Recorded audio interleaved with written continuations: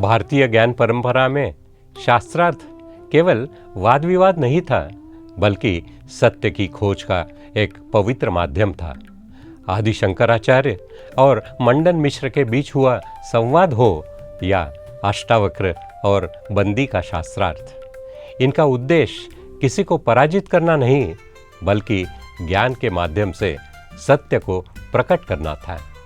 उसी परंपरा से प्रेरित यह शास्त्रार्थ श्रृंखला आज के समय में समाज के मन में उठने वाले जीवन से जुड़े प्रश्नों को सामने लाने का प्रयास करता है। यह संवाद दो प्रतीकात्मक ऋषियों, ऋषि साक्षीपूर्ण और ऋषि मन चंचल के बीच होता है। ऋषि साक्षीपूर्ण जागरूकता और साक्षी भाव का प्रतिनिधित्व करते हैं, जबकि ऋषि मन चंचल मानव मन की जिज्ञासाओं और उलझनों को व्यक्त करते हैं।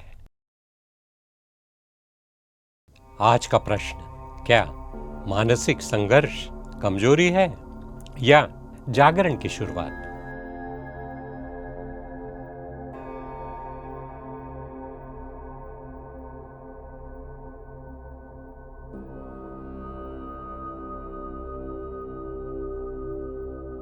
ऋषिवर, मेरे भीतर कुछ विचित्र हो रहा है। सब कुछ ठीक दिखता है, पर भीतर शांति नहीं है।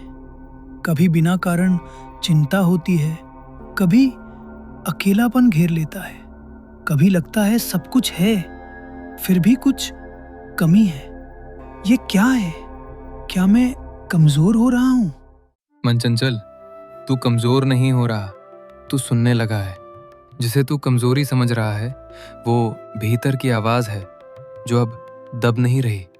सदियों से मन को सिखाया गया, मजबूत बनो, मत टूटो, और मन चुप हो गया। पर चुप्पी कभी समाधान नहीं होती, वो केवल पीड़ा को गहरा करती है।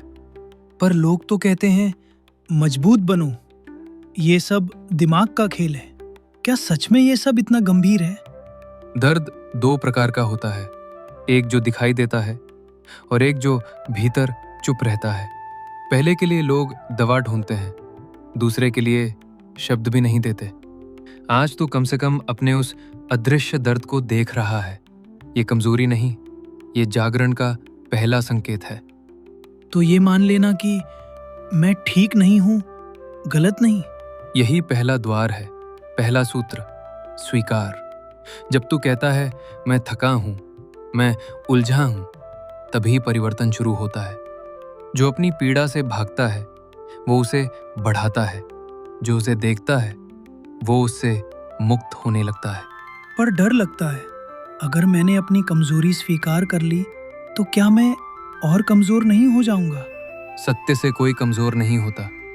मन मुखौटा पहनकर चलता है और सोचता है कि वो सुरक्षित है, पर मुखौटा जितना भारी, मन उतना ही थका हुआ। इसलिए दूसरा सूत्र, संवाद। जो पीड़ा बोली नहीं जाती वो भीतर रोग बन जाती है, और जो पीड़ा साझा की जाती है वो हल्की हो जाती है। क्या हम अपने मन को सुनते हैं या केवल उसे चुप करते हैं?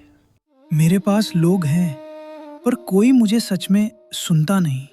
क्योंकि सुनना भी साधना है, और यही तीसरा सूत्र, साधना। क्या ध्यान ही इसका मार्ग है? ध्यान भागना नहीं, देखना है। जब तू अपने विचारों को आते जाते देख पाता है, तब तू समझता है मैं विचार नहीं हूं, और यहीं से बंधन ढीले पड़ने लगते हैं।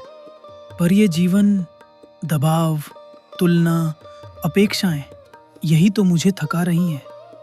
दबाव बाहर है, थकान भीतर है। तुलना वो जहर है जो मन को धीरे धीरे खाता है। तू दूसरों की गति से अपने मूल्य को मापता है। यदि तू स्वयं से मैत्री कर ले तो कोई भी परिस्थिति तुझे भीतर से नहीं तोड़ सकती। स्वयं से मैत्री? हाँ, अपने भीतर जो भी उठता है उसे शत्रु मत मान, उसे सुन, समझ, स्वीकार। यहीं से शांति जन्म लेती है। सुन मन चंचल, जो अपनी पीड़ा से भागता है वो उससे बंध जाता है। जो अपनी पीड़ा को पहचान लेता है वो टूटता नहीं, जागता है। दर्द अंत नहीं, द्वार है। आज का चिंतन आप अपने मन से भाग रहे हैं या उसे सुन रहे हैं, क्योंकि यही से तय होगा आप टूटेंगे या जागेंगे।